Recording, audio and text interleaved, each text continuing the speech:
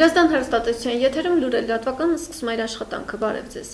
Հրազդան քաղաքի միկրոշրջան թաղամասի 60 շենքի բնակիչները ահազանգում են շենքի փլուզման մասին։ Հրազդանի միկրոշրջան թաղամասի 60 շենքի բնակիչները տագնապի մեջ են։ Ամեն օր քնում արթնանում են վախով, մտածելով, որ կարող է մի օր էլ այլևս չարթնանան։ Շենքը փլվի իրենց գլխին։ Սակայն նրանց հուզող խնդիրն այդպես էլ իր տրամաբանական լուծումը չի ստանում։ Բնակիչները պատմեցին, որ դեռևս երկրաշարժի ժամանակ շենքի հիմքը խախտվել է ու շենքն սկսել է նստվածք տալ։ Քաղաքի ճարտարապետը եկել նայել է, ասել վթար չկա։ Կարան բնակիչներն ապրեն, վրդոված պատմում է Վոլոդյա Պապիկը, ով բնակվում է 60 շենքի 4-րդ հարկում։ Նա նաև ասաց, որ եթե տրամադրեն համապատասխան միջոցներ, հնարավոր կլինի շենքի հիմքը ամրացնել եւ այդ կերպ խուսափել հետագա աղետից։ Շենքը 2 տարի առաջ համարվել է 4-րդ կարգի վթարային։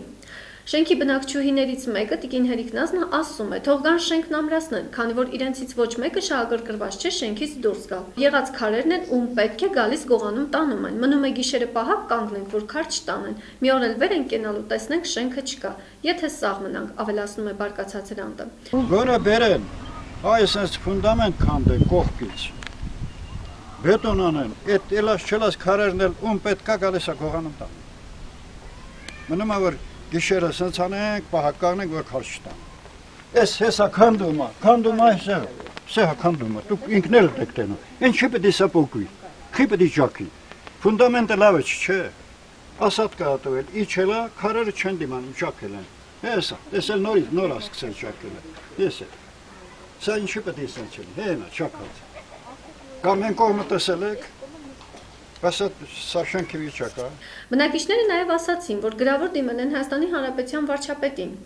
Նամակն էլ փոստով են ուղարկել ու պատասխան չեն ստացել։ Եթե այս եղանակով էլ արդյունքի չհասնեն, որոշել են դիմել նախագահին։ Ուրիշ ոչ մի անելիք չունենք, ասում է Տիկին Հերիկնազը։ Շատ մեկ էլ նախաձեռնում ենք, որ կարող է բնակիչներով դուրս գանք շենքի հայատ քնենք, բայց դա ինչ պետք է փոխի։ Հարցը պարզաբանելու նպատակով եղանք Հրազդանի բնակարանային ֆոնդի շահագործման եւ կոմունալ տնտեսության բաժնի պետ Շոթա Խաչատրյանի մոտ։ Տեղեկացնեմ եւ ձեզ մեր բնակչությանը,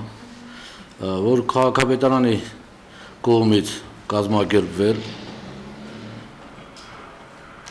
համապատասխան կառույցների կողմից ուսումնասիրվել է շենքը լիցենզավորված, ասենք, կազմակերպության կողմից Միկրոշրջանի 60 շենքի առաջի մուտքը ճանաչվել է 4-րդ աստիճանի վթարային վիճակ։ Այդ որի հետևանքով, որից ելնելով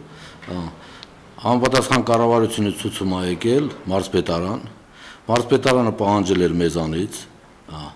մեր կողմից, բայց ոչ միայն առաջի մուտքի, այլ ամբողջ 60 շենքի, որոնք 80 բնակարան ունեն, ինչքան հիշում եմ, բոլոր սեփականատերերի մասին տեղեկությունները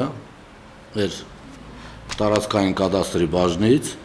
եւ բոլոր հաշվառված անձանց վերաբերյալ, ովքեր հաշվառված են տվյալ շենքից, անձնագրային բաժանմունքից, բոլոր տեղեկատվությունը մեր կողմից հավաքվել եւ այս տարվա հունիս ամսին տրվել է մարզպետարան, որոնք կներկայացնեն կառավարություն, արդեն կառավարությունը կոնկրետ չեմ կարող ասեմ, բայց չի բացառում, որ ամբողջ շենքի վերաբերյալ ինչ-որ որոշում կայացնի, միջոցներ կձեռնարկի։ Այդ գործը հիմա ընթացքի մեջ է։ Այն, որ քաղաքապետարանի կողմից հուլիս ամսին կազմվել էր արձանագրություն շենքի վթարային վիճակի եւ անհապաղ անհրաժեշտ միջոցներ ձեռնարկելու մասին, մենք համոզվեցինք։ Նաեւ այն, որ խնդիրը ներկայացվել էր Կոտայքի մարզպետին։ Մարզպետարանը ներկայացում է կառավարությունը, արդեն կառավարությունից մենք կստանանք համապատասխան հրանք, թե ինչ պիտի արվի հետագա ընթացքը։ Սակայն ինչպես նշեց Շոթա Խաչատրյանը, բնակչությանը եւ իրենց ոչինչ չի մնում անել, քան սպասել վերևների որոշմանը։ Իսկ մինչ վերևներում կորոշեն ինչ պատասխանել, Աստված մի արած թե կարող է տեղի ունենալ վատթարագույնը, ինչից սարսափում են բնակիչները։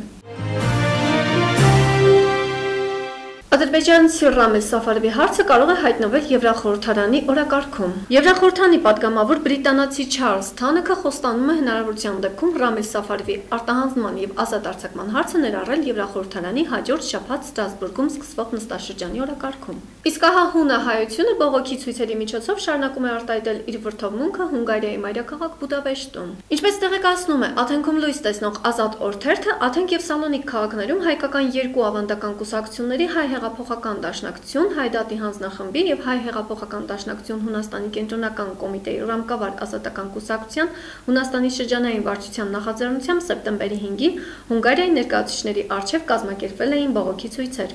Նույն օրը երեկոյան Հայ համայնքը բողոքի ցույց էր կազմակերպել Աթենքի Վասիլիսիա Սոֆիա կենտրոնական պողոտայում, իր բողոքն արտահայտող պաստառներ պարզած։ Սալոնիկ քաղաքում մեր հայրենակիցներն համախմբվել էր հայկական Սուրբ Աստվածածի եկեղեցու առջև, ապա երթի մասնակիցները լոզունգներ պարզած շարժվել են դեպի Հունգարիայի հյուպատոսության շենք։ Սալոնիկի հայկական պատվիրակությանն ընդունել էր Հունգարիայի հյուպատոսի ներկայացուցիչը, ով պարտավորվել էր բողոքի մասնակիցների ներկայացրած հուշագիրն հանձնել հյուպատոսին։